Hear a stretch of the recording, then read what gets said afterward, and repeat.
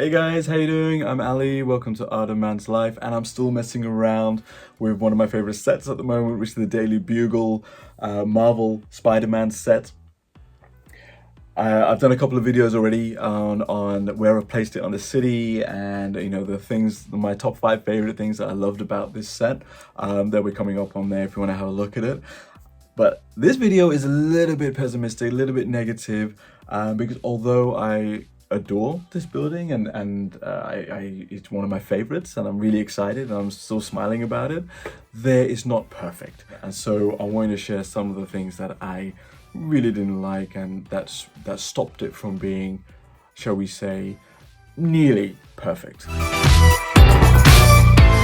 So the first thing, although it adds a lot of contrast to the set, were the stairs. I think they're really cool. I like the way they put the design in. However, from a technical, realism kind of perspective, they didn't quite make sense from the fact that I don't know how a minifigure can get onto the ledge and then get itself around and then go to the next ledge, because there's no hole underneath each one of those. They're too narrow and too small. I know it's really minor. It's just, at the end of the day, hey, here's a fire escape, and they're superheroes. I'm sure they can figure it out. But that's the only thing I didn't really like about it, because I have this OCD thing in my city that I get really, after I've done a building, I hate making stairs and making it accessible, but part of me then comes back and makes sure I do it, because I have this weird feeling that how my minifigure is going to go upstairs. It's a serious problem. We've got to figure it out. So the fact that official Lego have come up with this without any holes, or without any realistic way for this minifigure to go up and down, and especially since we don't really have a working elevator, we just have an aesthetic of one. It did come to my mind that, if Lego can get away with it, maybe I can. I'm still not sure. I'm not buying it. I'm not sure. The second thing I didn't like that much, and again, it's very nitpicky and we can do it ourselves, but the interiors, great as they were, I wish there were more colored jumper plates. The problem is, even though it looks great, nice and smooth, there's not that many places for minifigures to be posed. I mean, when you have a set like this, with this kind of theme, with this kind of activity going inside in the interior, and especially at the bullpen level, you want to have a hive of activity in there. So you want to have minifigures dotted around everywhere, and we don't have that. The jumper plates you do have is to, keep a stack of a paper, a wastebasket. So I know, yes, you can put them all in the chairs and stuff, but it would have been nice to have on each floor a jumper plate matching the colored tile, so then the minifigures can stand and pose, and you can create all the scenes and stories from that. So that's a bit of a shame, but it can be easily modified and we can do it ourselves.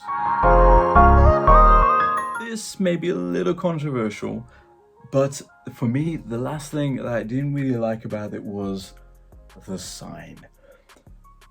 I don't know, there's something there that just doesn't look right, and it's a few things. I think maybe it's the size, because from the comics, the sign of the building was the same width as the width of the building, and I understand it's Lego. The scale's going to be a little bit different, and this is obviously a narrower building than kind of what you see in the comics.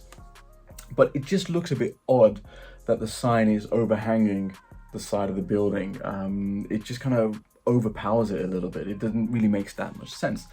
The font they've used, I'm not quite sure if I'm 100% with it.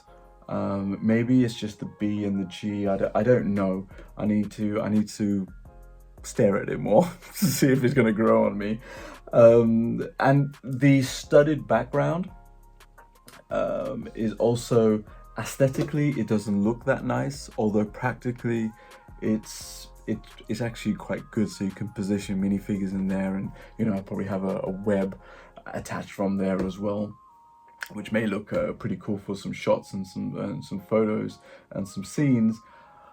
But I don't know, there's something there that just it doesn't quite work for me.